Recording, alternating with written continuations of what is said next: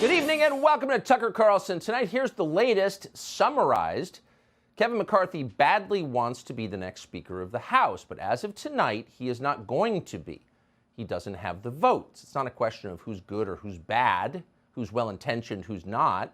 It's a question of simple electoral math, something that Kevin McCarthy is highly familiar with since he does this for a living. At this point, as of right now, facing that mathematical reality, Kevin McCarthy has two choices. He can either step aside and let somebody else do the job, acknowledging in the process that he is not the only person in Congress capable of being Speaker, or he can try and win over the people who oppose him, as you traditionally do in elections. Or you've got reservations about Kevin McCarthy? You don't want to be ruled by a man who wears a Ukrainian flag lapel pin and lives with Frank Luntz? No problem. We get it. Let us tell you how he's better than you think he is. Let us try and change your mind. Let us try to convince you. In a normal race, that's what you would do. But that is not what Kevin McCarthy's team is doing. Instead, like the left they purport to oppose, they are using threats and fear to force people to support the candidate.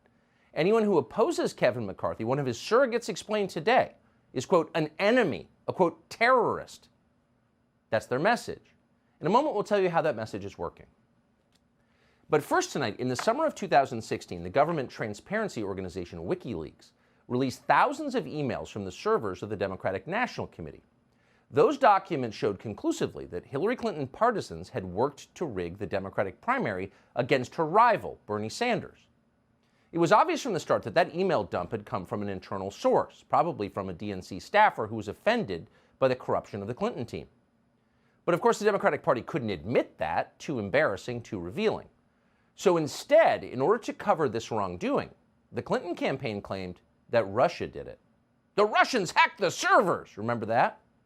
Now, you may have believed it or not, but intel agencies in this country must have known at the time that it was not true. They would know, but they said nothing.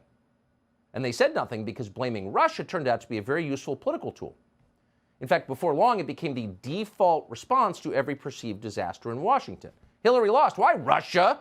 Donald Trump can't be president. Why Russia? Hunter Biden's laptop is here. Russian. Audit aid to Ukraine? Can't. Russia. And so on and so on. So over time, probably inevitably, the inflated threat of Russia became a pretext for everything bad, including censorship in this country. It's Russian disinformation. Shut it down. Thanks to new reporting from Matt Taibbi, who has spent weeks sifting through previously secret Twitter files, we know the federal government's intelligence and law enforcement agencies enthusiastically joined the effort to censor the political speech of American citizens illegally. It was a sophisticated effort. At one point, for example, the State Department released a report falsely claiming that thousands of Twitter accounts were controlled by foreign governments. Russia! And then unnamed sources in the intel world leaked scary headlines about Russian disinformation running rampant on Twitter. Twitter deleted data potentially crucial to the Russia probes, screamed Politico, ever obedient to the intel agencies. And then the Washington Post published a piece threatening to increase regulation of Twitter's advertising because, of course, Russia. So it was a manufactured panic about Russia. But on the basis of that manufactured panic, lawmakers in Washington demanded more censorship. The issue is not that the companies before us today are taking too many posts down.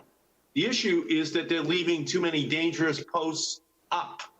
In fact, they're amplifying harmful content so that it spreads like wildfire and torches our democracy. Oh, too much speaking. Your opinions are a threat to our, quote, democracy. That would be sitting United States Senator Ed Markey of Massachusetts. But almost nobody said anything because Russia.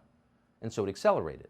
Not long after that tape was shot, in November of 2020, Congressman Adam Schiff of California, who was then the chairman of the House Intelligence Committee, demanded that Twitter censor any discussion about the House Intelligence Committee.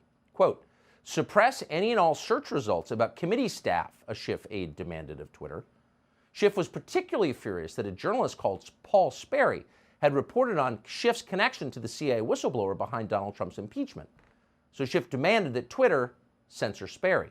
Quote, suspend the many accounts, including Paul Sperry, commanded Schiff's office. This is illegal. It's openly unconstitutional. Government officials cannot suppress speech. That's the Bill of Rights. And even at Twitter, executives seem to understand that. No, this isn't feasible. We don't do this, replied one Twitter executive. But ultimately, however, they caved. In time, in fact, Paul Sperry was censored by Twitter, along with many thousands of others. Twitter had effectively become a government propaganda outlet.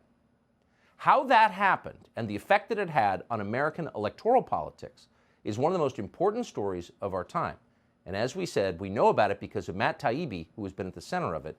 Subscribe to the Fox News YouTube channel to catch our nightly opens, stories that are changing the world and changing your life. From Tucker Carlson Tonight.